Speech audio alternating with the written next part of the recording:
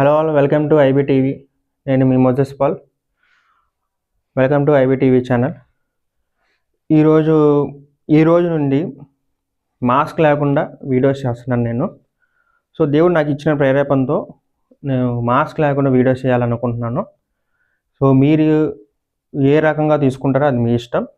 So నేను పెట్టే ప్రతి వీడియో కేవలం అందరిని ఆలోచింపజేయాలి.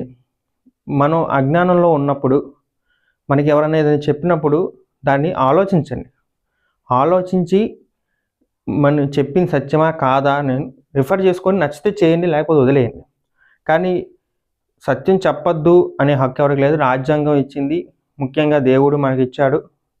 సో దేవుడు మనకి ఇచ్చిన ఈ రైట్, రాజ్యాంగం మనకి ఇచ్చిన హక్కు, దేవుడు మనకి ఇచ్చిన ఆజ్ఞ ప్రతి ఒక్కటి క్షుణ్ణంగా తీసుకొని దాన్ని బట్టి నేను చేస్తున్నాను ఈ వీడియోస్.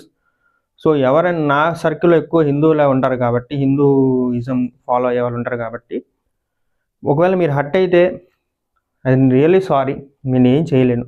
ఎందుకంటే బయట జరుగుతున్న ఈ సందర్భాల గురించి నేను ఖచ్చితంగా మాట్లాడాలి. గత 6-7 సంవత్సరాల నుంచి నేను చూస్తున్న ఈ పరిస్థితుల్ని క్షుణ్ణంగా పరిశీలించి ఖచ్చితంగా మాట్లాడాలని ఫిక్స్ అయ్యి ఈ వీడియోలు చేస్తున్నాను. స్టార్టింగ్లో కొన్నిసార్లు మాస్క్ పెట్టుకొని చేశాను. అది కొన్ని కారణాలు, నాకున్న ఫ్యామిలీ ఇష్యూస్ వల్ల నేను అలా చేయాల్సి వచ్చింది. కానీ దేవుడు నా ఫ్యామిలీలో ఇచ్చిన ఈ యొక్క ప్రోత్సాహం బట్టి నేను ఇక్కడి నుంచి మాస్క్ లేకుండా వీడియోస్ చేస్తాను. సో ఈ వీడియో ముఖ్యంగా ఫస్ట్ వీడియో దేవుడి గురించి మాట్లాడితే బాగుంటుందని చెప్పి, ఇవాళ బైబిల్ చదువుతున్నప్పుడు నేను రోమీయుల గ్రంథం చదువుతున్నప్పుడు వచ్చిన ఈ యొక్క వాక్యాన్ని నేను ఎక్స్ప్లెయిన్ చేయాలనుకుంటున్నాను. ఇది వాక్యంగా తీసుకోకుండా దేవుడు మనకిస్తున్న ఒక సువార్త అనుకొని తీసుకోండి. ఇది బైబిల్లో వాక్యం అనుకోకుండా సృష్టికర్త అయిన దేవుడు మనకి చెప్పాలనుకున్న ఒక సత్యం అని తీసుకుంటే మీ హృదయంలో దేవుడు చేయాలనుకున్న కార్యాలు నెరవేరుతాయి. లేదు ఇది బైబిల్కి సంబంధించింది, ఒక రిలీజియన్కి సంబంధించింది, మాకు అవసరం లేదనుకుంటే ఓకే, మీరు స్కిప్ చేసేయచ్చు, మీ ఇష్టం. కానీ నేను చెప్పిన ఈ యొక్క మాటని విని మీకు నచ్చితే ఫాలో అవ్వండి, లేకపోతే లేదు. కానీ బయట చాలా సందర్భాల్లో ఇలాంటి క్వశ్చన్స్ అడుగుతారు. ఆ క్వశ్చన్ ఏంటంటే, యేసు ప్రభు ఇజ్రాయెల్ దేశంలో పుట్టాడు, యూదయ బెత్లెహేంలో పుట్టాడు, నజరేతులో పెరిగారు, ఆయన ఇజ్రాయెల్కి యూదులకే దేవుడు, మిగతా దేశాలకి మిగతా మనుషులకి దేవుడు కాదు అని ఒక స్టేట్మెంట్స్ పాస్ చేస్తారు.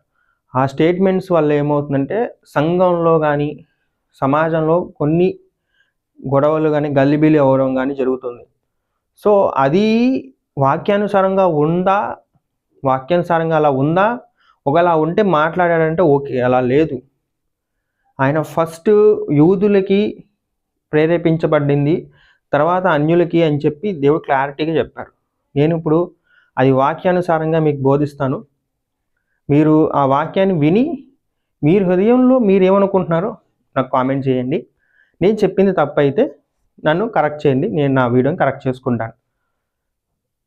ముఖ్యంగా ఇది ఎక్కువగా ఎవరైతే మతోన్మాదులు ఉన్నారో వాళ్ళు క్వశ్చన్ చేస్తున్నారు కాబట్టి ఈ యొక్క వాక్యం నేను బయటకు వచ్చి చెప్పాల్సి వస్తుంది. సో ఖచ్చితంగా మీరు స్కిప్ చేయకుండా చూడండి. వాక్యం అనేది వెరీ ఇంపార్టెంట్ వాక్యం, అందరికీ అర్థమయ్యే వాక్యం. Okay, let's cut. ఓకే, నేను 2 మాటలు చెప్తానండి. ఫస్ట్, రోమీయులకు రాసిన పత్రిక 3వ అధ్యాయం 11వ వచనం చదువుతున్నాను, వినండి. నీతిమంతుడు లేడు, ఒక్కడునూ లేడు, గ్రహించువాడెవడునూ లేడు, దేవుడు వెదుకువాడెవడూ లేడు, అందరూ త్రోవ తప్పి ఏకముగా పనికిమాలిన వారైరి, మేలు చేయువాడు లేడు, ఒక్కడైనను లేడు. ఈ వాక్యంలో ఏం చెప్తున్నాడంటే దేవుడు నీతిమంతుడు లేడు, ఒక్కడు లేడు. ఇప్పుడు మనం చేసే కొన్ని మంచి పనులు బట్టి వీళ్ళు నీతిమంతులు అని అనుకుంటారు. కానీ లోకంకి సంబంధించిన నీతి వేరు, దేవుని ఆత్మకు సంబంధించిన నీతి వేరు. సో మన నీతిని దేవుడు ఎలా పోల్చారో నేను రానున్న రోజుల్లో నేను ఎక్స్ప్లెయిన్ చేస్తాను. మనిషి స్వాభావికమైన నీతి వేరు, దేవుడు అనుగ్రహించు నీతి వేరు. మనం నీతిమంతులుగా ఎలాగ తీర్చబడాలి, నీతిమంతులుగా తీర్చబడాలంటే ఏం చేయాలి? సో నీతిమంతుడు లేడు, ఒక్కడునూ లేడు, గ్రహించువాడు ఎవడూ లేడు. ఏం గ్రహించేవాడు? దేవుని యొక్క వాక్యాన్ని గ్రహించేవాడు, దేవుని యొక్క మాటని వినేవాళ్ళు ఎవరు లేరు. దేవుణ్ణి వెతుకువాడు ఎవడూ లేడు, దేవుణ్ణి ఎవడు వెతకట్లేదు. మేము ఆల్రెడీ దేవుని పొందుకున్నాం, మేము ఆల్రెడీ దేవుణ్ణి ప్రకటిస్తున్నాం అనుకుంటారు చాలామంది. కానీ వాళ్ళ హృదయంలో దేవుడు లేరు, దేవుణ్ణి వాళ్ళు వెతకట్లేదు. వెతికాము, దొరికారు అని అనుకుంటారు తప్ప ఎవ్వరూ వెతకట్లేదు అని దేవుడు చెప్తున్నారు. అందరూ త్రోవ తప్పి ఏకముగా పనికిమాలిన వారైరం. అందరూ త్రోవ తప్పారు. అందుకే యేసుక్రీస్తు వచ్చి ఆ త్రోవని సరళం చేయడానికి, సరి చేయడానికి ఆయన రక్తం చిందించాల్సి వచ్చింది. ఇది నీతిమంతుల గురించి రోమీయులకు రాసిన పత్రిక 3వ అధ్యాయం 11, 12, 13 వచనాల్లో చెప్తున్నారు. ఇప్పుడు మెయిన్ టాపిక్కి వెళ్తే, యేసు ప్రభు ఇజ్రాయెల్కి ఒక్కరికే దేవుడా అనే ఒక క్వశ్చన్కి ఆన్సర్ రోమీయులకు రాసిన పత్రిక 3వ అధ్యాయం 29వ వచనం నుంచి చదువుతున్నాను. స్క్రీన్ మీద వస్తుంది చూడండి. దేవుడు యూదులకు మాత్రమే దేవుడా, అన్యజనులకు దేవుడు కాడా? ఇది పౌలు భక్తుడు ప్రశ్న రూపంగా తను సమాధానం చెప్పడానికి అడుగుతున్నాడు. దేవుడు యూదులకు ఒక్కరికే దేవుడా, ఇశ్రాయేల్ ప్రజలకు ఒక్కరికే దేవుడా? ఇప్పుడు ఇశ్రాయేల్ ప్రజలు, యూదులు పూజించేది యెహోవా దేవుణ్ణి. ఆ యెహోవా దేవుడు వేరు, యేసు దేవుడు అంటారు, వేరు అంటారు. కానీ ఆయన ఇద్దరు ఒకటే అని ఈ వాక్యం ద్వారా చెప్తున్నారు. దేవుడు యూదులకు మాత్రమే దేవుడా, అన్యజనులకు దేవుడు కాడా అని. అవును, అన్యజనులకు కూడా దేవుడే. అన్యజనులు అంటే ప్రస్తుతానికి అర్థం అవ్వాలంటే యూదులు, ఇజ్రాయెల్ ప్రజలు కాని వాళ్ళు అందరం, ఈవెన్ అమెరికన్స్ వస్తారు, యూరోపియన్స్ వస్తారు, ఇండియన్స్ వస్తారు, ఆఫ్రికన్స్ వస్తారు, ఆస్ట్రేలియన్స్, చైనీస్, జపనీస్, కొరియన్స్, ఈ జాతుల వాళ్ళందరూ కూడా దేవుడి, వాళ్ళకు కూడా అన్యజనులకు కూడా దేవుడు అని ఆయన స్టేట్మెంట్ ఇస్తున్నారు. దేవుడు ఒక్కడే గనుక ఆయన సున్నతి గలవారికి విశ్వాసం మూలముగాను, సున్నతి అంటే యూదులకి ఇచ్చిన ఆచారం, అది అబ్రహాం గారి ద్వారా ఇచ్చిన ఆచారం. దాన్ని కొంతమంది ముస్లిమ్స్ కూడా పాటిస్తారు. సో అది వేరే విషయం.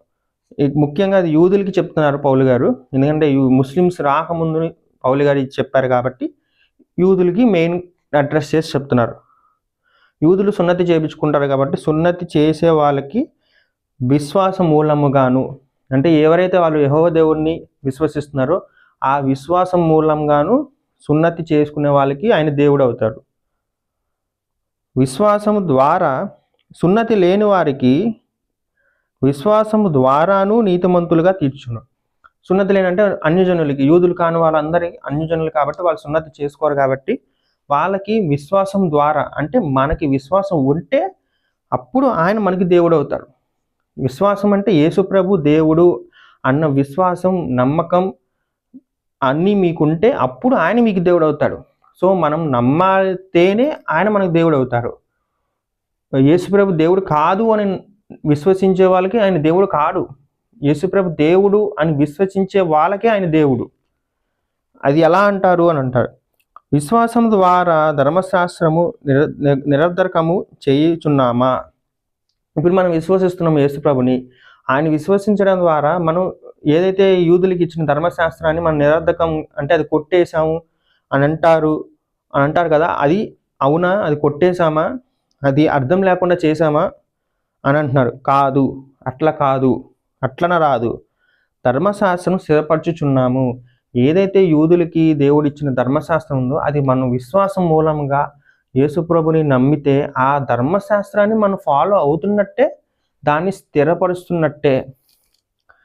ఇక్కడ ముఖ్యంగా విశ్వాసం, కేవలం విశ్వాసం బేస్ మీద ఈ యొక్క దేవుణ్ణి మనం నమ్మాలి. ఈ దేవుణ్ణి మనం నమ్ముతున్నాం అంటే అది మనకి విశ్వాసం ఉంటేనే నమ్ముతాం. విశ్వాసం లేకపోతే యేసు ప్రభుని నమ్మలేం. మనం నమ్ముతున్నాం నోటి ద్వారా చెప్పినా మన హృదయంలో విశ్వాసం లేకపోతే యేసు ప్రభుని మనం నమ్మలేం. కొంతకాలం వరకు నమ్మగలం, కొంతకాలం వరకు మనకి కార్యాలు జరిగిన తర్వాత విశ్వాసం లేకపోతే ఆయన దారిలోంచి మనం కోల్పోతాం. అలా వచ్చిన వాళ్ళే ఈ మతోన్మాదులు, పేర్లు అనవసరం, అలా వచ్చిన వాళ్ళే ఎక్స్ క్రిస్టియన్స్ అని చెప్పుకునే వాళ్ళే. ఆయన విశ్వాసం అనేది జీవితకాలం ఉంచుకోవాలి. జీవితకాలం ఆయన రాకడ వరకు స్థిరంగా ఉండండి విశ్వాసం మూలంగా అని చెప్పిన ప్రభువు మాట మనం విని ఆయన రాకడ వరకు మనం విశ్వాసంగా ఉంటే ఖచ్చితంగా ఆయన మనకు దేవుడు. ఎవరైతే యేసు ప్రభువు అన్యులకి దేవుడు కాడు అని అంటారో వాళ్ళకి ఒకటే ఆన్సర్. రోమీయులకు రాసిన పత్రిక 3వ అధ్యాయం. ఆ అధ్యాయం మొత్తం చదివితే అలాగే వస్తుంది. నీతిమంతుల గురించి చెప్తారు, పాపుల గురించి చెప్తాడు, ధర్మశాస్త్రాన్ని స్థిరపరచడం అంటే ఏంటో చెప్తారు. ధర్మశాస్త్రం అంటే 10 ఆజ్ఞలే కాదు, మోషే రాసిన 5 పుస్తకాలు ధర్మశాస్త్రం లెక్కనే తీసుకుంటారు. సో 10 ఆజ్ఞల్ని మెయిన్ బేస్గా తీసుకొని ప్రకటిస్తారు. కానీ 5 పుస్తకాలు ధర్మశాస్త్రం. ఆ ధర్మశాస్త్రాన్ని యేసు ప్రభు మీద విశ్వాసం ఉంచడం ద్వారా వాటిని మనం స్థిరపరచడం అంటే మనం ఫాలో అవుతున్నాం. సో ఓల్డ్ టెస్టిమెంటు మాకు అవసరం లేదు అనే వాళ్ళకి ఈ వాక్యం ద్వారా వ్యర్థం అయిపోతుంది. ఎందుకంటే ఓల్డ్ టెస్టిమెంట్ బేస్ మీదే న్యూ టెస్టిమెంట్ అనేది ఉంది. ఓల్డ్ టెస్టిమెంట్ని స్థాపించడానికి యేసు ప్రభు వచ్చారు అని మీరు నమ్మితే యేసు ప్రభు అందరికీ దేవుడు. యూదులకు ఒక్కరికే దేవుడు కాదు. అంటే ఫస్ట్ ర్యాంక్ వచ్చినోడే నెంబర్ 1 కాదు, క్లాస్లో ఉన్న వాళ్ళు అందరూ నెంబర్ 1 అని మన ప్రిన్సిపల్ గారు చెప్తే ఎలా ఉంటుందో అలాగా ఫస్ట్ ర్యాంక్ ఫస్ట్ వచ్చింది యూదులకి, వాళ్ళు కోల్పోయారు, అన్యులకి ఇచ్చారు. ఆ అన్యుల్ని మనం నిలబెట్టుకోవాలి. విశ్వాసం మూలంగా అంత్యకాలం దేవుడు ఆది కాలం నుండి అంత్యకాలం వరకు దేవుడు స్థిరపరిచిన ఈ యొక్క విశ్వాసాన్ని మనం నమ్మి ఆయనలో నమ్మకంగా ఉంటే ఆయన మనకి దేవుడు. సో అన్యులకి దేవుడు కాదు అన్న వాళ్ళకి ఇదే నా ఆన్సర్. యేసు ప్రభు అన్యులకు కూడా దేవుడు అని పౌలు గారు స్టేట్మెంట్ ఇచ్చారు. పరిశుద్ధాత్మ ప్రేరణతో రాసిన పుస్తకాన్ని నేను చూపించాను. సో ఎవరైనా సరే ఒక రాంగ్ స్టేట్మెంట్ ఇచ్చే ముందు బైబిల్ క్షుణ్ణంగా చదివి పరిశీలిస్తే తప్ప అర్థం కాదు. మేము ఒక రోజులో కూర్చొని చెట్ల కింద కూర్చొని చదువుకొని మాకు బైబిల్ ఇలాగే అర్థమైందంటే మీరు వ్యర్థులు అయిపోతారు. బైబిల్ 2 రకాలుగా తీసుకెళ్తుంది. ఒకటి మంచి మార్గానికి తీసుకెళ్తుంది, 2 నాశనానికి తీసుకెళ్తుంది. దాన్ని అర్థం చేసుకోకపోతే ఖచ్చితంగా నాశనం అయిపోతారు. నాశనం అవ్వాలి అనుకున్న వాళ్ళు దీన్ని చెడుగా అర్థం చేసుకోండి. మంచి మార్గంలో ఉండాలనుకున్న వాళ్ళు దీన్ని మంచిగా అర్థం చేసుకుంటే అలా అర్థమైంది. 2 అంచుల ఖడ్గం అనేది దేవుడు అందుకే అన్నారు. ఒకటి వేసినోడికి అవతలోడికి గుచ్చుకుంటుంది, ఆ వేసినోడికి గుచ్చుకుంటుంది. సో 2 అంచుల ఖడ్గంతో చాలా జాగ్రత్తగా ఉండాలి. ఇది నా వాదన. అందరి దేవుని వందనాలు. ఇంకా రానున్న రోజులు అనేకమైన వీడియోస్ వస్తాయి. సో అందరికీ వీడియో కనుక నచ్చితే లైక్ చేయండి, షేర్ చేయండి, కామెంట్ చేయండి, సబ్స్క్రైబ్ చేయండి. ఛానల్ని సబ్స్క్రైబ్ చేసి అనేక మందికి ఈ యొక్క వీడియోని పంపించండి. మీకు ఒకవేళ నేను తప్పుగా ఏమైనా మాట్లాడితే కింద కామెంట్ చేసి నన్ను సరి చేయండి. ఒకవేళ మంచిగా మాట్లాడితే అనేక మందికి షేర్ చేసి వీడియోని అందరికీ చెప్పండి. వందనాలు.